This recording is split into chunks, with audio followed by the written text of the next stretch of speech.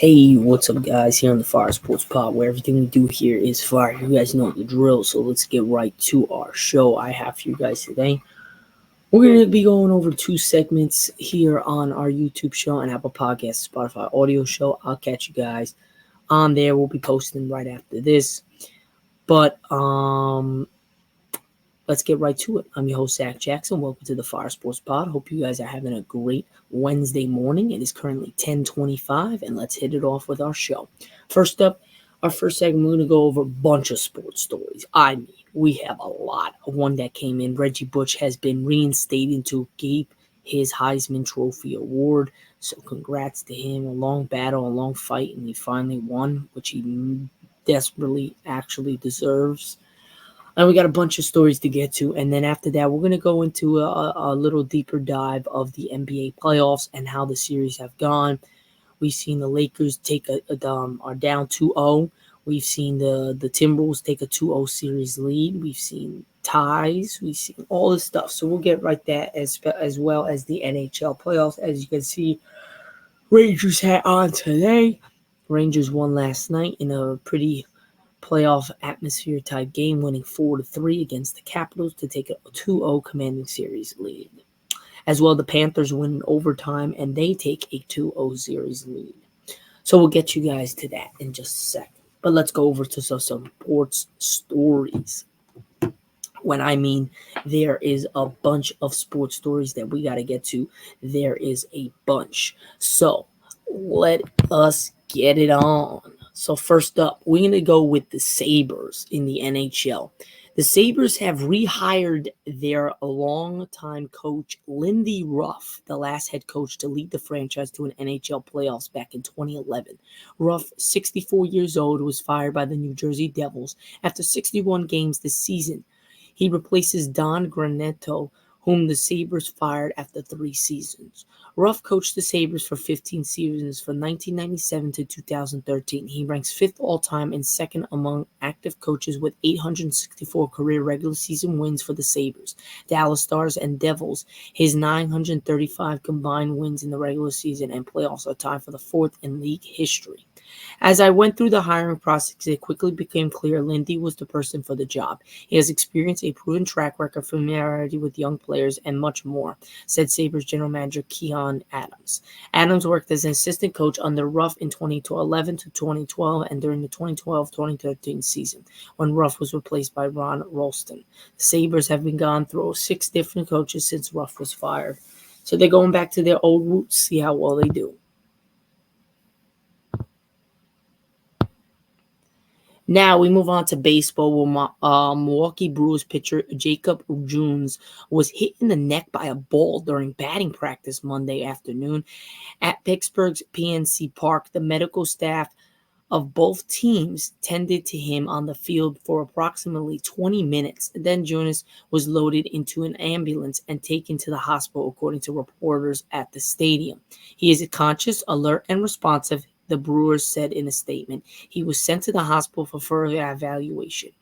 So that is not good, but at least he's conscious and in good health. Now we stay in the MLB and we go to Tampa, where the Tampa Bay Rays have placed right-handed reliever Pete Fairbanks on a 15-day injured list, retroactive to April 19th due to a nerve-related issue. The team announced Monday afternoon right-handed pitcher Kevin Kelly has been recalled to take the roster spot.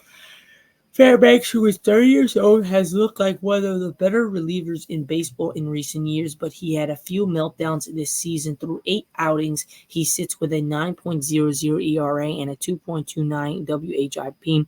He struck out 10 in his 7 innings, but has also issued 7 unintentional walks. Though the Rays didn't specify the nerve issue, Fairbanks has Raynaud's syndrome, which has caused numbness in his fingers in the past. Obviously, a pitcher not being able to feel his fingers presents a significant problem. Well, yeah, because if you can't feel your fingers, you can't freaking pitch. And you can't move your hands. So that's not a good sign. Now, a historic number of quarterbacks could become first-round draft picks in 2024 NFL Draft on Thursday, and Washington's Michael Penix Jr. He is campaigning to be one of them on Monday, defending his resume, resilience, and upside as a potential face of the franchise in an open letter to the NFL general managers of the Players Tribune. Penix, who will be 24 in May, has been a popular first-round projection for plenty of analysts, but he also has an extensive injury history, including 2 ACL tears from before his transfer to Washington. I hear it all the time, Penix writes. He's been injured. What happens if he gets injured again? Haven't I shown you what the looks like? Haven't I put up almost 2,000 plays on tape since my last injury? Truth is, I'd be more worried if I had never been injured. We don't all come back the same. For most people, that'd be at the end of their story, but there's more to my story, and I own every page of it. That's some gutsy stuff to do. That's got some balls to do. Send that to the NFL Tribune. But hey, I respect it. I honor it. And Michael Penix is the real deal, man. I'm gonna say it like everybody. If he stays healthy, he's gonna be great. But I would take the chance on him if I was a team. I like Michael Penix. Now, almost exactly 3 years after selecting him number 2 overall, the 2021 NFL Draft, the New York Jets are officially parting ways with quarterback Zack Wilson, trading the much-imagined signal caller to Denver Broncos. CBS Sports-led NFL insider Jonathan Jones confirms Wilson is 24, has been on the market since the start of the 2024 offseason, with general manager Joe Douglas openly indicating the team would move the former first-rounder. Now he's headed to Denver along with a 2024 seventh-round pick in exchange for a 2024 sixth-rounder per NFL media, with the two sides all agreeing to split Wilson's guaranteed roster bonus for training camp. The Broncos have been in a dire need of quarterback reinforcements, releasing veteran starter Russell Wilson ahead of free agency and approaching the draft with Jarrett Stidham atop of the depth chart. Denver could still be in the market for an early-round investment at the position in 2024 draft, which I think they should take J.J. McCarthy. I think that suits Sean Payton and what he wants to do. Now we move to the 76ers guard. Tyrese Maxey has been downgraded to questionable for the game 2. We already know that he actually was starting. So he was questioned for game 2, but he started.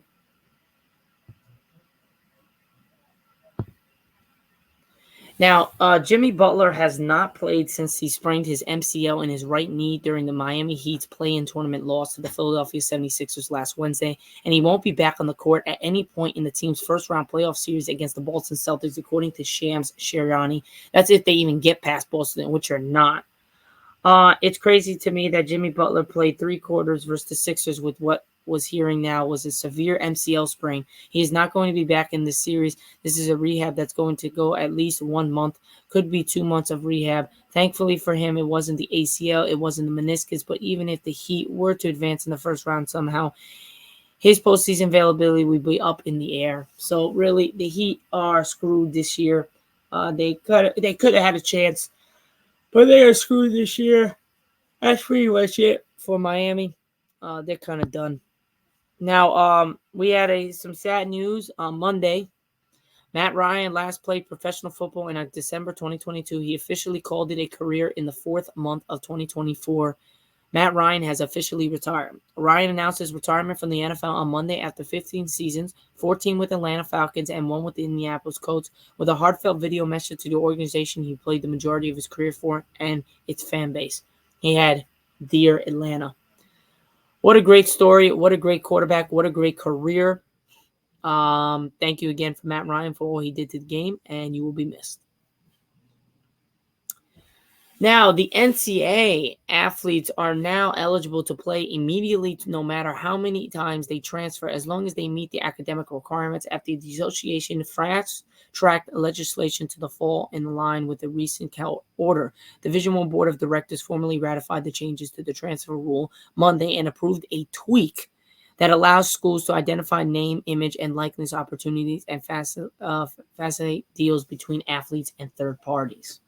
Well, now you guys can transfer without worrying about anything. Just got to have the grades. Now, this is why I think the Lakers are coming back. And this is why. Big reason why. One, the Nuggets were gassed. So were we. But the Nuggets were gassed. They put everything in the thing. Yes, they haven't had their best game. I don't think they're going to have their best game. Because we're defending them pretty well. We just have to close out the game. And this is the guy that's going to be able to close out. Game 3 is coming tomorrow at 10 p.m. Eastern Time. Jared Vanderbilt targeting Game 3 return.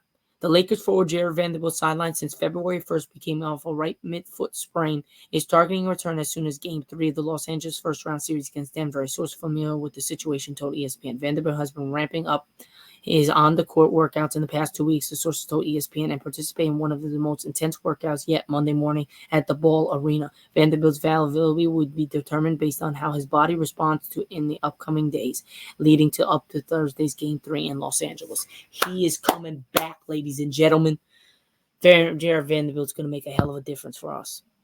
Now, news with Kansas City. The Kansas City Chiefs is keeping the Super Bowl winning band together to the long haul. The Chiefs announced contract extensions for head coach Andy Reid, Jennifer Andrew Brett Veach, and team president Mark Donovan on Monday evening. Reid's new deal is through 2029 and makes him the highest paid coach in the NFL. NFL Network insider Tom Pizzero reported, while Veach has also been extended through 2029 per Pizzero.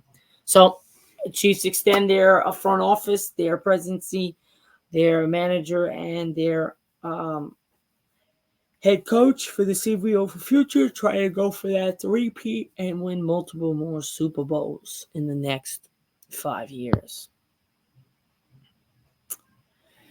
Now, like I said, there is going to be a crazy number when it comes to the NFL. If the Chiefs go for a three-peat, that's going to be nuts. Now we move to basketball. In May 2020, ESPN polled a group of 600 NBA fans on the debate between LeBron James and Michael Jordan. For the title, that greatest basketball player of all time, the fans picked between the two players in 17 different categories, ranging from better overall player to who would you rather have in a drink with. Jordan won all 17 categories, some by wide margins. On the better play front, Jordan received 65% of the vote. A lot has changed since then. The poll was released the height of Jordan Mania as The Last Dance aired on ESPN months later. James went on to win his fourth NBA championship. Since then, he's become the NBA's all-time leading scorer. He hit the 40,000 point mark, broken several other records. Now 39, James is playing in his 18th NBA postseason as the Los Angeles Lakers battle the Denver Nuggets in the first round. In other words, James has spent the past few years strengthening his case against Jordan. And if he wins a fifth title this year, that strength and beats the Nuggets, that is going to be something. Now, 6 years in his career length at Kyle Ford, never even considered coming out of the Orange Caliph Lutheran. He ranked a 5-star recruit. He planned to be 3-and-out prospect when he signed with USC. Instead, he is a transfer portal for the second time, looking for his third school in a career, nagged by injury, but that's okay. Ford knows that every journey is different.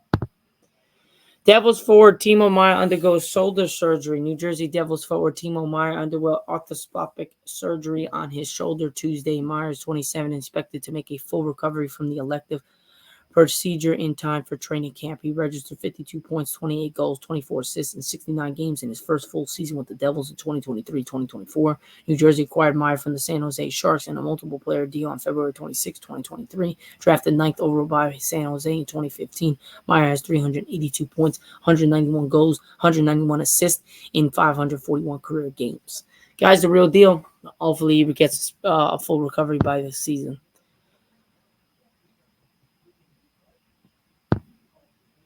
Okay. There's a lot of stuff here. You could make the fact that these stories, man, there's a bunch of them. Tyrese Maxey, he has won the NBA's 2023-2024 Most Improved Player Award. He beat out the Bulls guard Kobe White. The refs made mistakes. With 1:14 remaining in that Knicks game, OG Anunoby committed a defensive 3-second penalty that officials missed. This ultimately suited Philadelphia just fine, though, as Maxey made it 3.5 seconds later. With 34.7 seconds remaining, Joel Embiid fouls Dante DiVincenzo, begins his dribble, affecting his SQBR, speed, balance, quickness, and rhythm. This no call also worked out for New York, as it led to Brunson's three-pointer to bring the score down to 101-99.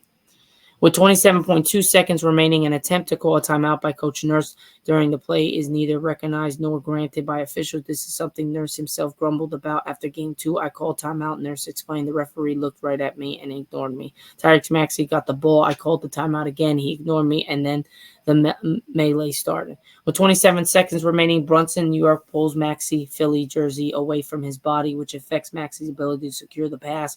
This pull was not called.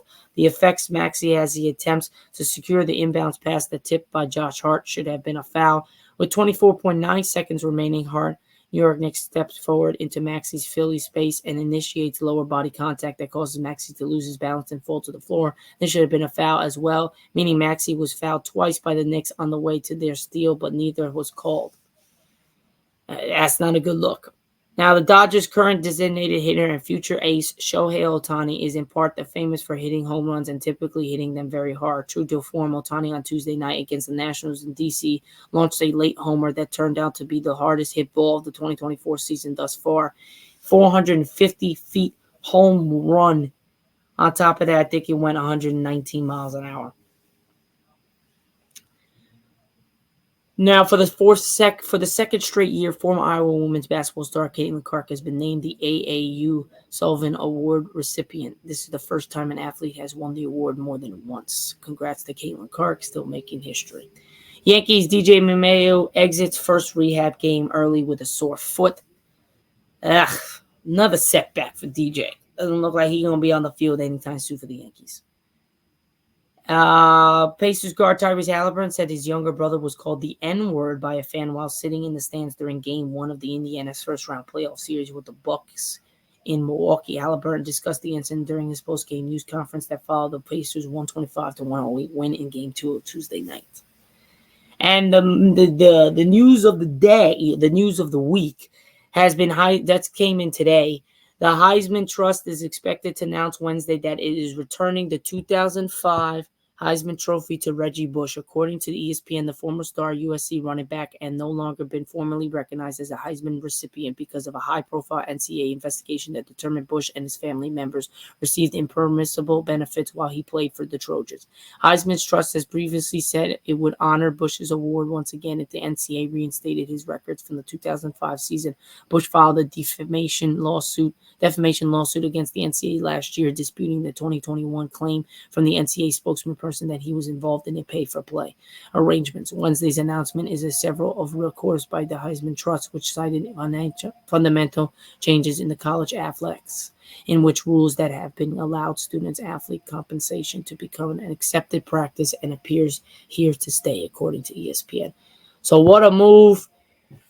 Reggie Bush is reinstated as the 2005 Heisman Trophy winner award. Congrats to Reggie Bush getting that back on the swing of things.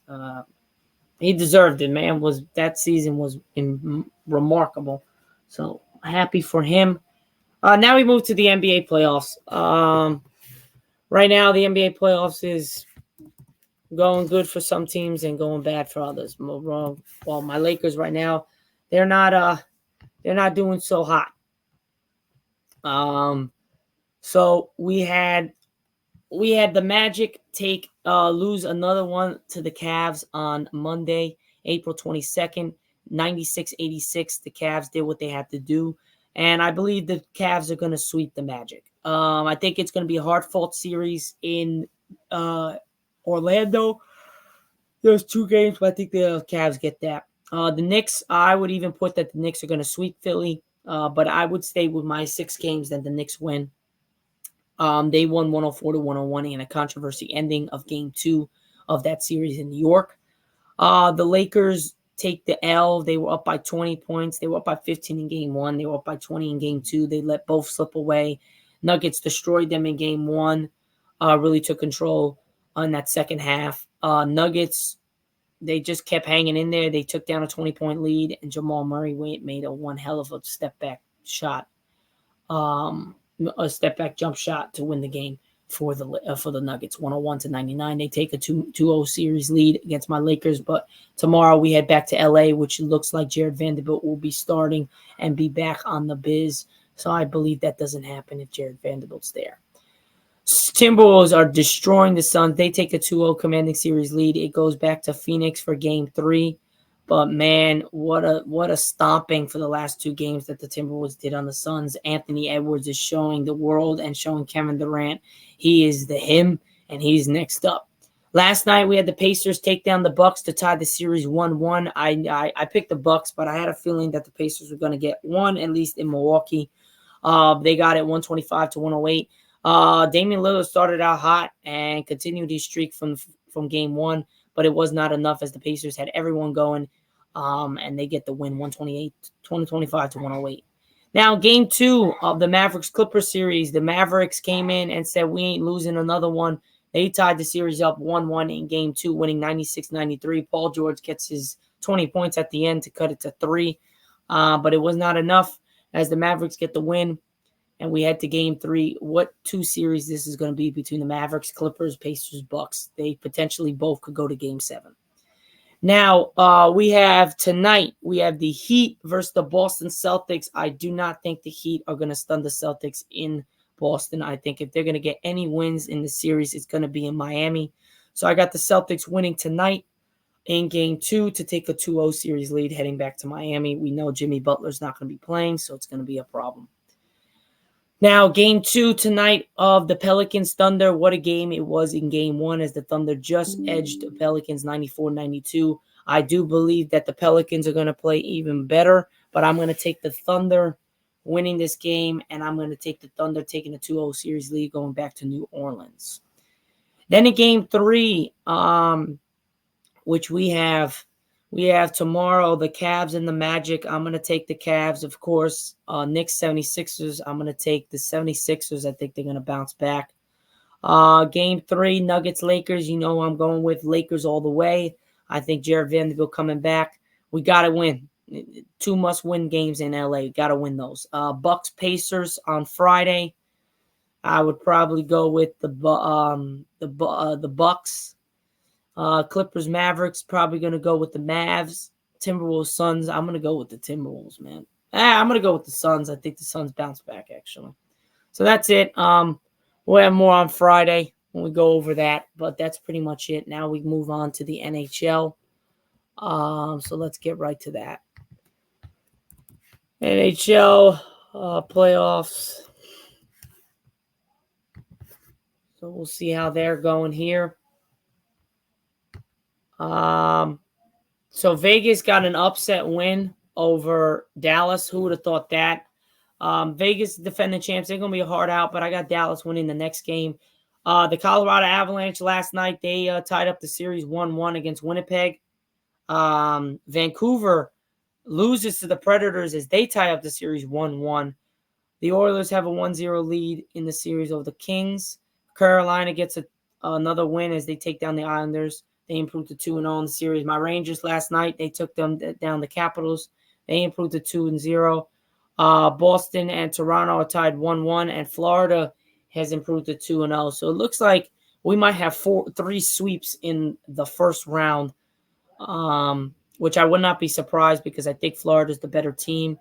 I think the Rangers, of course, are the better team. The Hurricanes are the better team. So I think it's going to be Florida, Boston, Rangers, Hurricanes, Rangers, Panthers, Rangers in the Cup.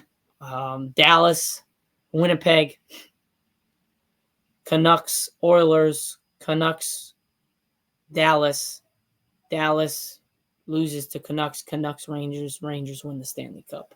That's how I think it's going to go. You guys let me know in the comment section what you guys think. But yeah, we're pretty much it, guys. That is pretty much it for my show here on the Fire Sports Pod. I hope you guys enjoyed my show. Again, I'm your host, Zack Jackson, here on the Fire Sports Pod. We are currently on Season 3, Episode 10. Can't believe we're already 10 episodes into Season 3, and we haven't even been in a year yet, ladies and gentlemen. So tune into the YouTube show as well as the Apple Podcasts, Spotify audio show. You'll see this show on YouTube as well as Apple Podcasts and Spotify. So go check it out. One will be audio, one will be the show. Catch you guys there. Peace out. Don't forget to check out my TikTok, the Fire Sports Pod, and my Instagram as well at the Fire Sports Pod. Appreciate all the support, guys. Hope you guys have a great rest of your Wednesday morning and day. I'll see you guys on Friday for Season 3, Episode 11. Catch you guys there. Peace.